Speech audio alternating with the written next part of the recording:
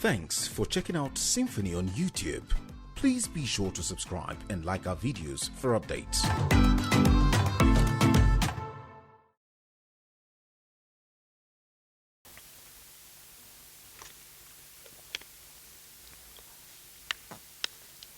So Emirates, we all develop protocols having regards to scientific understanding of the virus and what it does.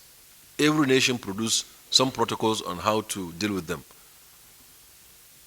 Non-pharmaceuticals, that is keeping social distance or physical distancing, wearing of masks and so on. So Nigeria's protocol is that if you are coming into Nigeria, you must have a PCR test done within 72 hours of your travel date. And if that is done, then you are admitted into Nigeria, you are allowed to come into Nigeria. And day 8, after the day that you have done the test, you go and do a repeat test. And if you are negative, you are good to go. If you are positive, you seek medical attention. To go out as a Nigerian passenger, you should respect the protocols of the country that you are going, including those that you will transit through. Why did we choose 72 hours? Because we understand the virus scientifically to be a virus that will incubate, begin to show in your body at least 4 days after you contacted it. So between 4 to 14 days, it will show in your body. So if you test on day 1 and you are negative, certainly day 2, day 3, and even day 4 will be negative. So we say, okay, do it within 72 hours so that we are cocksure you are negative. At the time you are entering the airplane, you are negative. So we allow you to go. And upon arrivals, 7 days later, you do the test. So Emirates said, okay, they want us to do the PCR test within 48 hours of our flight. Come to the airport, even though you are negative, and the disease or the virus wouldn't have shown in your body until day 4, minimum, up to day 14, you do it within 2 days and come to the airport and do another test, rapid test.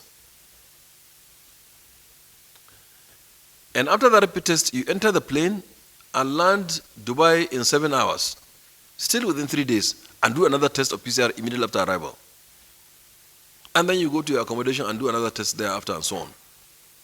We thought this is unnecessary, it's cumbersome, it's not scientific, it doesn't add up, and certainly you'll be showing negative, negative, negative for at least 4 days. And we thought whether it is commercial in nature, because they have 3 frequencies a day, they come 3 times into Nigeria. If they take 300 passengers or 350 per aircraft times 3 is 1,000 passengers. If they're making $20 times 1,000 times 30 days. So we thought perhaps it's commercial. Because they have 3 frequencies a day, they come 3 times into Nigeria. If they take Nigerians, are they employing? So they would have paid the salaries of Nigerians 10 times over in just 1 month operation for the entire year. If you go to Emirates today, you find that most of the people they employ are either Indians, Kenyans, Ugandans, and so on. You hardly see a Nigerian there. But that is not the point. We still indulge them. I say, okay, even if it's commercial, we agree. Almighty Dubai, heaven, we'll go. We'll do the PCR test 48 hours before. We'll do antigen test at the airport. We'll do PCR on arrival. We'll do test also after 7 days. We'll keep doing the test, no problem. We are ready to go. They said, okay, if you are coming, you must come through Emirates. You cannot go through Ethiopian, even if they are cheaper. You cannot go through Qatar, even if they're cheaper. You cannot go through Turkey, even if it's more convenient for you. No, you cannot. If you dare do that, you follow Turkey, you must stay in Istanbul for 14 days before you enter Dubai. Or if it's Qatar, you must stay in Doha 14 days, whether you have visa or not, whether you have the money to spend or not. If you pass through Addis, you must stay 14 days. Believe me, that I could also even have accepted on behalf of Nigerians. But the reason why I didn't accept that is because it is country specific. It is targeted at Nigeria. And it's not allowed. We won't take that. We are conscious of the fact that we are a huge market of 200 million people, traveling people. And this is one of the best routes that Emirates has. They have New York, Beijing, London, and Mumbai. And they certainly have Nigeria. We're paying a lot. We're building their economy. We're buying their houses, buying their cars, buying their gold. They take the gold out of Nigeria, go and make it, refine it, and make it into jewelry. We go there, we buy, we come back. A wealthy nation. We travel. Some travel for medicals, some for schooling, friends and family, tourism, to go and relax and enjoy Dubai. We're doing that. Nigerians are paying their dues. They don't employ us. And yet they are being country specific. If you are from Niger, from Chad, from Ghana, from Rwanda, from Namibia, from Trinidad and Tobago, from Canada, from London, you can go into Dubai direct. They cannot be country specific against Nigeria. I'm very sorry, I have to apologize, but this will not be allowed. We've been discussing, and I hope that they see reason and wisdom. And in international aviation, there's only, in fact, aviation, there's only one aviation. There's no aviation B. In international norm, practice, convention, and agreement, you cannot exclude me. You can't be country specific. No, it's not allowed. Not under Buhari administration, no. So then the planned national carrier that I went to UK to launch a logo. I think it's a misunderstanding of the whole thing. There are air shows around the world. And these air shows are meant for you to showcase what you have and to access market and business and to gain visibility. Don't forget that the roadmap approved by Mr. President included national carrier. And for those who followed us from 2003 till date, Mr. President has been very passionate about national carrier. He'd asked the question, we used to have Nigeria Airways, where's the airline, where's the money?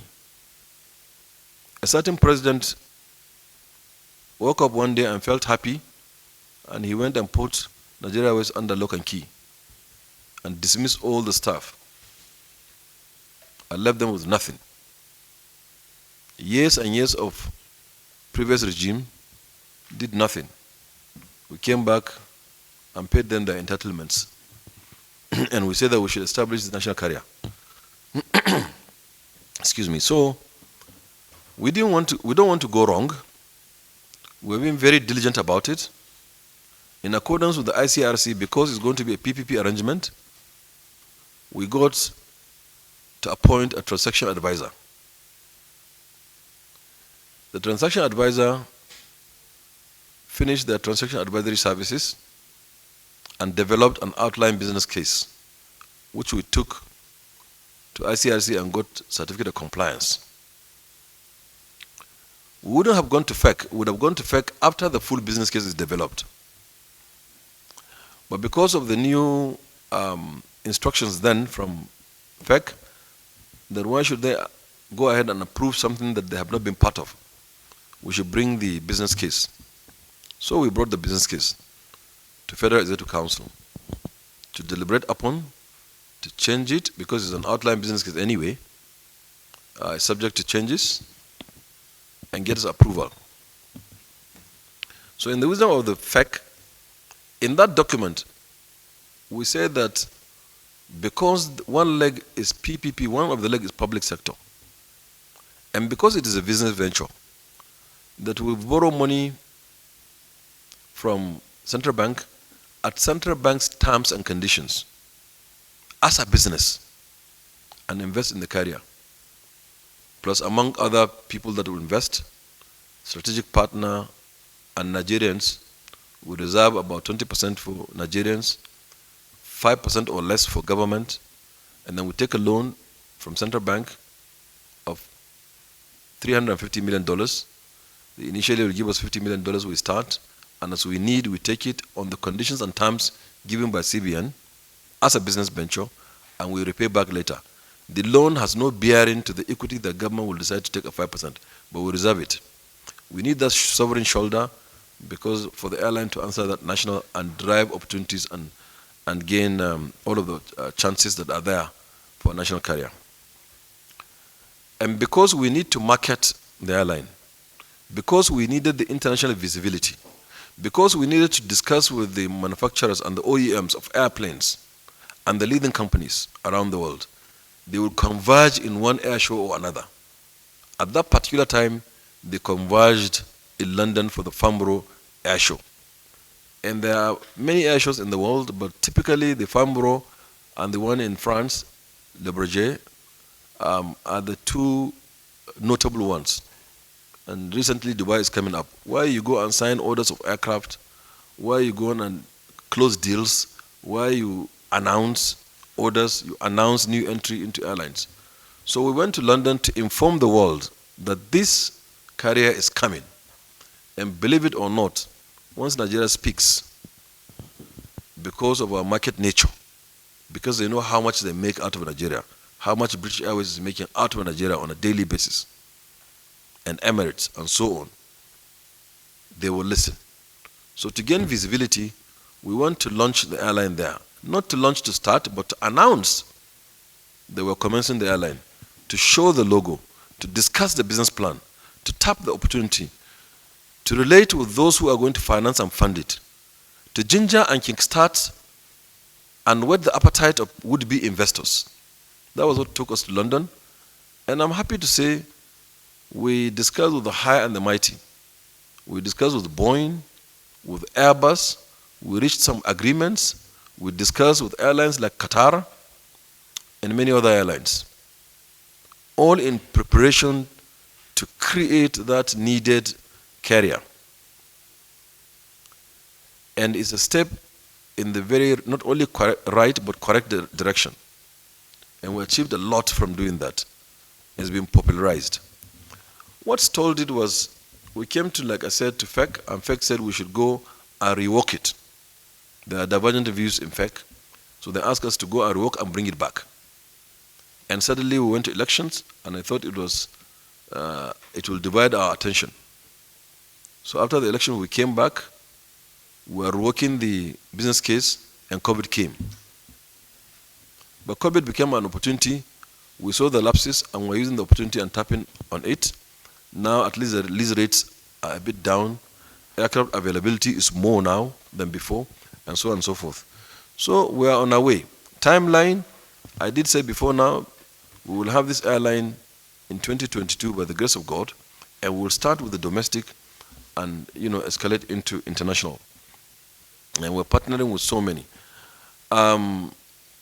The airline industry is almost either or.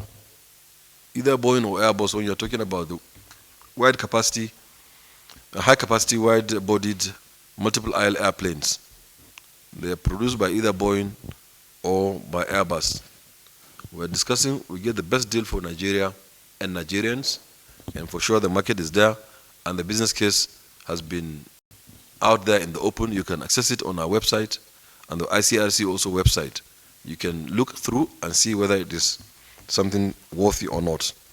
So yes, we are coming strong, and yes, by the grace of God, it will happen, and yes, it will be a proud for the nation and money honor.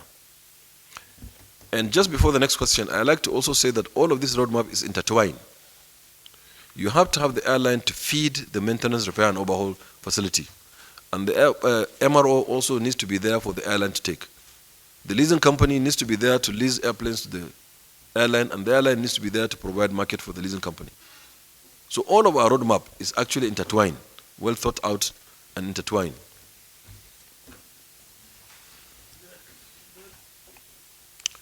Then, whether there are penalties for ailing passengers, there are penalties for ailing passengers. Ailing airlines on delays and so on and so forth. I'll read them and I'll tell you where the problem is. There's also penalty for unruly passengers. Because you travel out of country, you go to Dubai, you go to UK, you go to US because you're afraid of your visa, because you really want to go to that promised land, because you are landing there, you're very afraid, you behave very well. You join the queue, you talk in tongues, you speak in tongues and so on. you tiptoe, you are well orderly. When you come to Nigeria, you shout. One classical example was that someone came to me at the airport and bumped into me. Minister, look at the distance from here to there. We'll have to trek from here to there. Can't you bring it? Look. I agree with him. Given the chance, I should create a machine that will take you from the airport into your car. No problem. But do you know if you ever fly out of Terminal 2, 1 and 2 in London, from the train, the amount of walk you walk, 5, 6, 7 kilometers, Tolu, Amina, you won't complain. You travel, you'll walk with your luggage, 5, 7 kilometers, getting to your gate. In Dubai, if you had to fly out of the E-gate, I think it's E-gate, right? At the end. You travel, you walk like 4 or 5 kilometers. Here you walk 50 meters. Complain. We will do better. We apologize. We'll do better, for sure. But then, delays. The problem is, I think, we've been enforcing it, but perhaps silently. We begin to show how we are penalizing these airlines. And the passenger also, we also need to be more visible. When I came in 2015, I asked them to create an aero care unit. You put maybe an orange or bright green shirt or something, so they know you're there. And you lay your complaint to that guy, and that guy will be a competent officer. And all management staff would, at one point or another, be an aero care staff. So the passengers can complain, and their rights will be followed. We have displayed in airports, if you see them, because you don't bother to, sometimes people don't bother to read, but they're there, your rights are there displayed, and you can demand for those rights. I will read some of them. On domestic flight, sorry, just give me a minute. On domestic flights, delay beyond 1 hour, carrier shall provide refreshment and make 1 telephone call or 1 SMS or 1 email. So they should send you an SMS, I'm sorry we're delaying for 1 hour. Or call you and then also give you water or Fanta. Delay for 2 hours. Listen, delay for 2 hours and beyond, the carrier shall reimburse passengers the full value of their tickets. Delay between 10 p.m. to 4 a.m., carrier shall provide hotel accommodation, refreshment, meal, 2 free calls, SMS, email, and transport to and from the airport. On international, it also says all of the requirements. I remember once I was in Lagos, there was a delay in Air France. A friend of mine called me and told me. Immediately I went to Lagos airport. Air France had closed, they have left, and the passengers were stranded. I made sure that all the passengers are taken to Sheraton Hotel, fed, given refreshments, and brought back to the airport the following morning. Now, why the problem is partly our own fault. Like I said, we don't make the penalties known to you. And 2, we are weak in the enforcement itself. And 3, we have not made much publicity, even though we published these books and circulated, and we have made boards in the airport and displayed them to know your rights, and created the Consumer Protection Unit in NCAA. I think we should do more. We should do more from our side by making the people more visible, by going through the media to escalate and to make them know, and by having interaction with the airlines to ensure that this is being done and to punish them maximally and to name and shame them, among other things that we'll be doing. On your part, as passengers also, you must be obedient to the rules and regulations and respect protocols and what the airlines would do. We saw some passengers, they would go and damage checking-in counters and computers and smash them down, and they are very expensive computers, and they're talking to computers all around the world. If you smash one in Nigeria, it affects another computer elsewhere, and it's not allowed. Unruly passengers, by protocol, they are not allowed to board those airlines. And happily to say, when I became minister, we signed the document, and I took the document to ICAO to be the country that they needed to enforce protocol and convention on those unruly passengers. So Nigeria made the headline at the time because we believe in it. What are good for the geese are good for the gander, according to the Bordaya. So, so really, you also have your own role to play. So please do.